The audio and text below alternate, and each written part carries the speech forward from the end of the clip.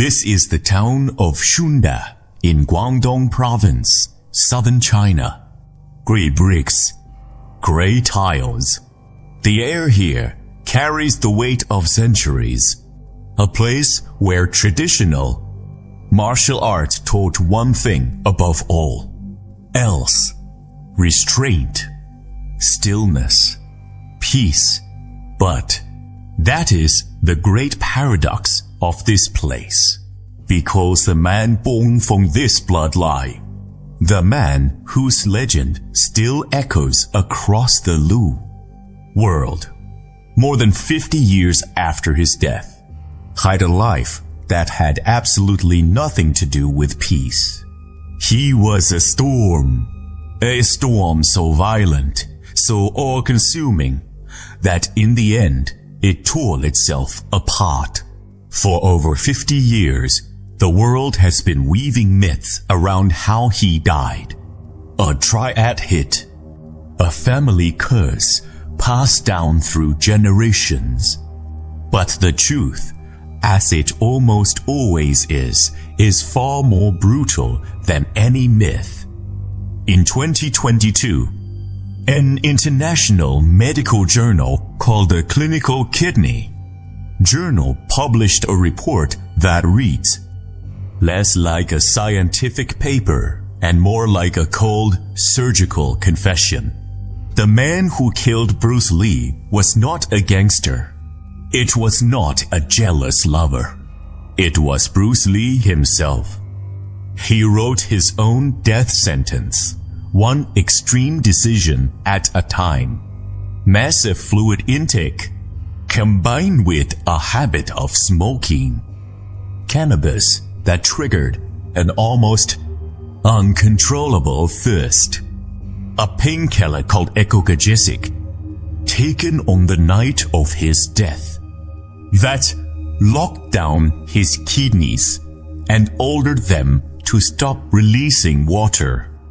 And perhaps the most shocking detail of all, a surgical procedure he personally requested to have the sweat glands removed from his armpits, so that he would never appear to sweat on camera. With no way out through his skin, with no way out through his kidneys. The water had only one place left to go. It flooded his brain cells. It caused what doctors call acute cerebral edema. The man who told the world to be like water died because he could not let the water go. 9/11. This was not an accident. This was a slow, meticulous act of self-destruction. And to understand how a man arrives at a place like that, you have to go back to the very beginning. His name at birth was Li Jianfang. His mother, Grace Hall, came from one of Hong Kong's most prominent families, and through her, Bruce Lee carried 1/4 European blood in his veins. Today, that kind of mixed heritage might be seen as a gift. But in the martial arts world of 1950s Hong Kong, it was something else entirely. It was a mark, an invisible sign on his face that said, "You do not belong here." Inside the traditional Wing Chun schools of the time, many masters and fellow students looked at that face with its sharper angles, its undeniably Western features, and they refused to spar with him, refused to pass on the deeper teachings. He was cut off from the very thing he loved most. So, if the establishment would not let him in, he would find his own arena. The rooftop fights of Kowloon became his battleground. Up on those cramped concrete rooftops, perched above the tightly packed apartment buildings of 1950s Hong Kong, there were no rules. No protective gear, and no mercy. Just raw, unfiltered violence. These fights were not just about pride. In an era when organized crime ran deep through the city and the police, corruption was open knowledge. Rooftop combat was tangled up with the brutal logic of the underground world. And Bruce Lee, with his near-pathological need to prove himself, finally pushed that world too far. In 1959, imagine you are 18 years old, sitting in a Kowloon tea house in the early morning. A group of men walk in. They move through the restaurant like they own it. Because in a way, they do. They approach and demand $500. Protection money. A routine shakedown carried out by members of the 14K, one of Hong Kong's most feared criminal organizations. Most people in that tea house keep their eyes down. They have learned to look away, but the young man at that table does not look away. He looks straight at them, and then he moves. By the time it is over, the men from the 14K are on the floor. But what he does not know in that moment is that the men he just put on the ground have powerful backing, the kind that does not forget. Within hours, the organization issues a warning that sends a chill through the Lee family home. And then the police arrive. They knock on the door and make it very clear. If this boy gets into one more incident, they will arrest him. That is the real story.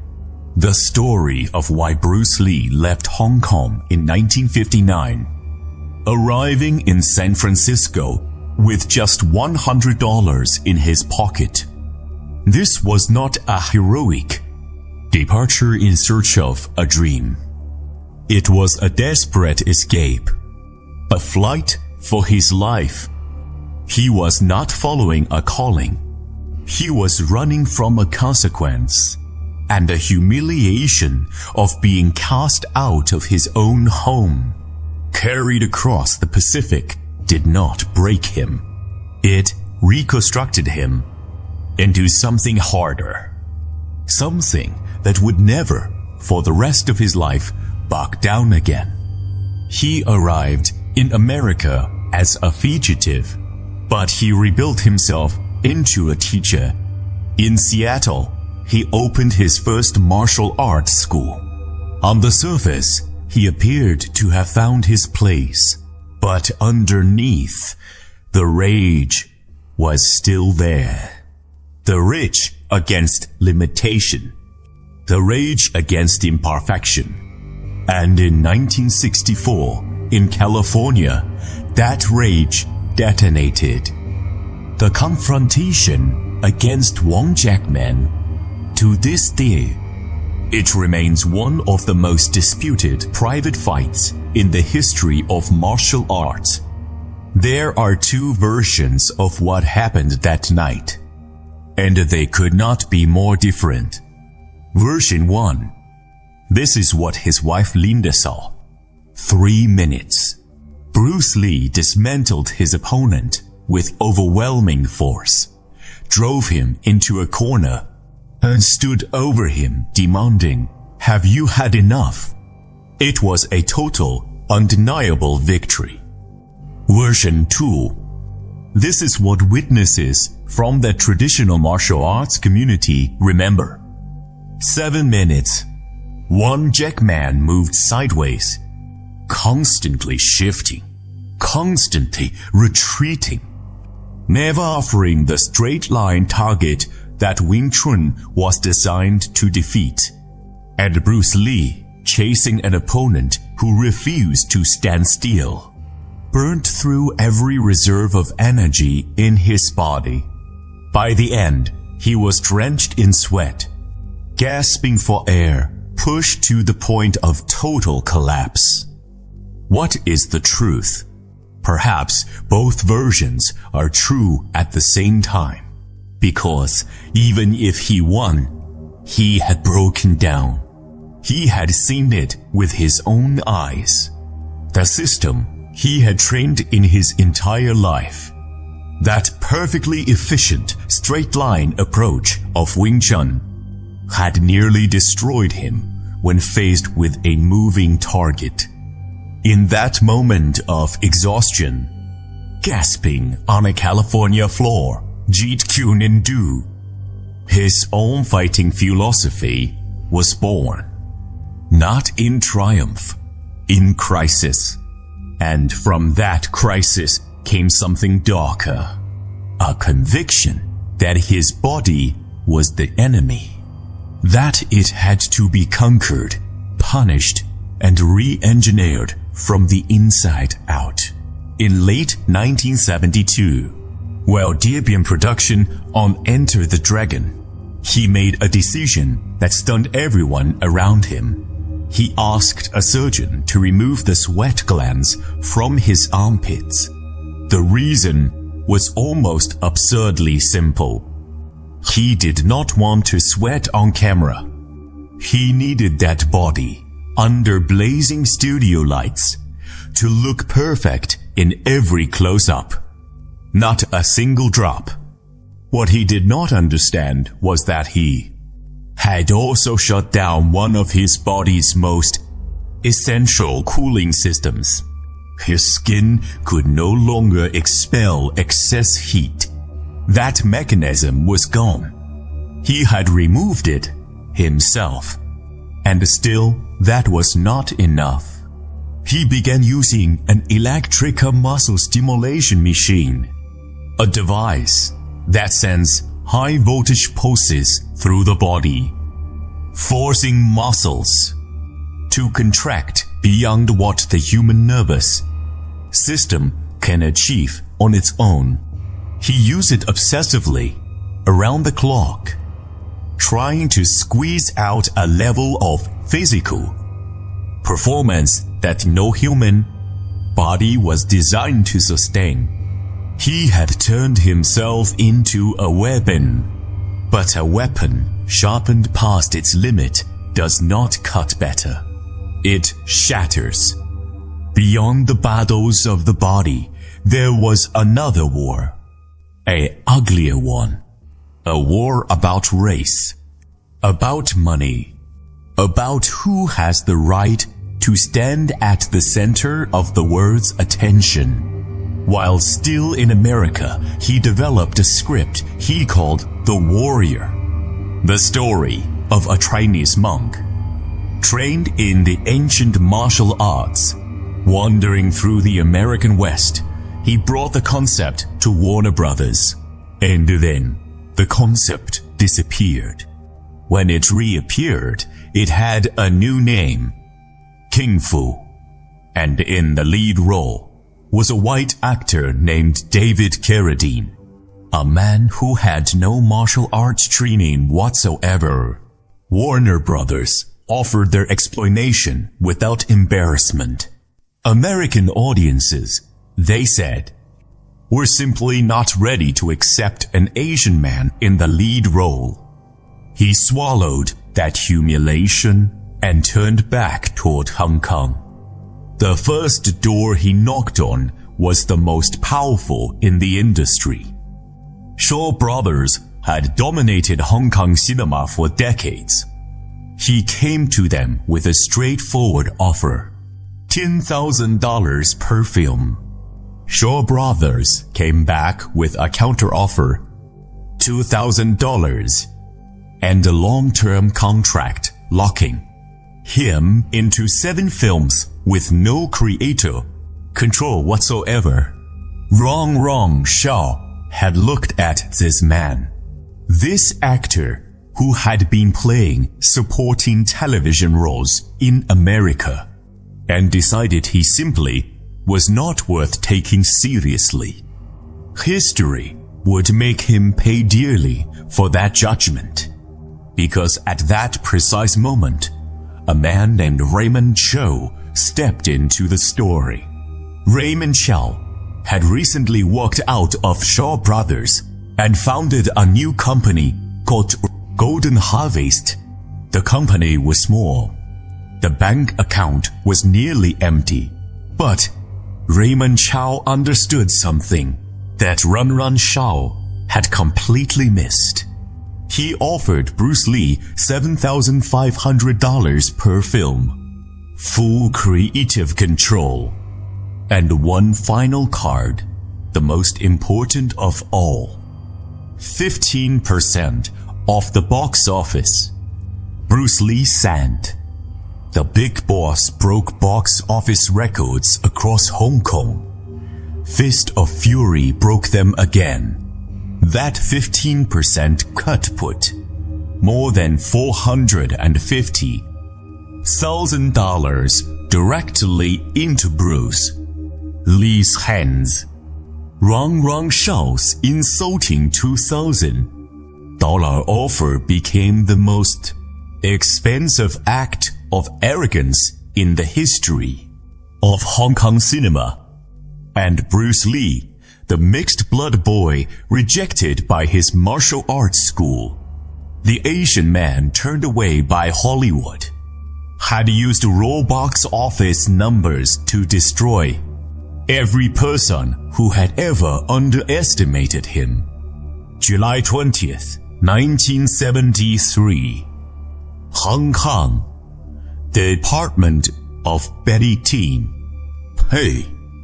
One of the strongest human beings who had ever lived died that day, drowned from the inside out. Not by floodwater, not by accident, by the water his own body could no longer release. This is not a conspiracy theory. This is the conclusion of a scientific report published in 2022 in the Clinical Kidney Journal, authored by a team of kidney specialists from the Autonomous University of Madrid. Low blood sodium, a condition caused by the kidneys losing their ability to expel excess water.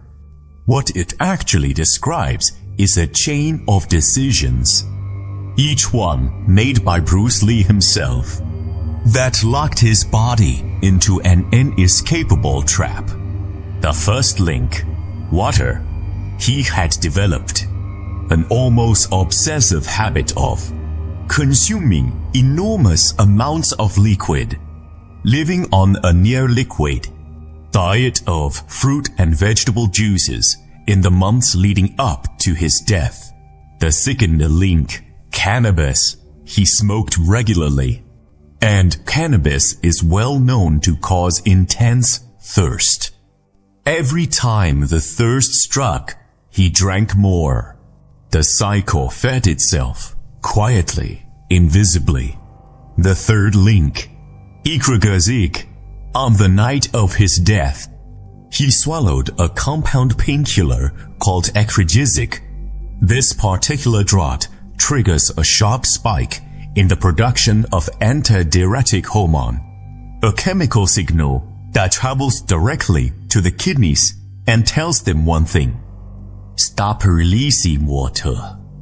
From the moment that pill dissolved in his system, his body became a sealed container. The fourth link, the removed sweat glands. 1 year earlier, he had asked the surgeon to close his body's final drainage system. The skin could not sweat. The excess had nowhere to go. The fifth link, total exhaustion. Enter the Dragon had just wrapped. He was simultaneously developing new projects, sleeping almost nothing, his entire nervous system running on empty, his kidneys already strained beyond their capacity, were one crisis away from complete failure. The water had no exit. It could not pass through the kidneys. It could not evaporate through the skin, so it rose. It flooded the brain cells. The brain swelled inside its skull. The man who told the word to be like water, in the most bitterly ironic moment in modern cultural history, was killed by it. He was 32 years old. More than 50 years later, Betty Ting finally broke her silence and confirmed the details of that afternoon. He came in complaining of a headache. She gave him the painkiller. He lay down to rest, and he never woke up. No struggle, no cry for help, no final words. Just a man who had been running at full capacity for his entire life, lying down in a quiet room and simply not getting back up. 4 years before his death, in January of 1969, a man who had been betrayed by Hollywood, rejected by his own martial arts community, and was working in near total obscurity, picked up a pen. He found a sheet of paper, red and blue-lined, and he wrote himself a letter, not to anyone else, to himself. A declaration, a contract with the future. He wrote these words: I, Bruce Lee, will be the highest paid Oriental superstar in the United States. In return, I will give the most exciting performances and render the best quality in the capacity of an actor. Starting in 1970, I will achieve world fame, and from then onward, till the end of 1980, I will have in my possession $10 million. I will live the way I please and achieve inner harmony and happiness. He wrote at the end of 1980. He planned to be alive in 1980. History only gave him until 1973. The word of fame he promised himself. He got it, the $10 million. He had surpassed it long before he closed his eyes for the last time. Every ambition he laid out on that red and blue sheet of paper, he fulfilled. Every single one, except the last line, inner harmony and happiness. That was the only thing on that entire list that he never managed to deliver to himself. There are no limits. There are only plateaus, and you must not stay there. You must go beyond them. If it kills you, it kills you.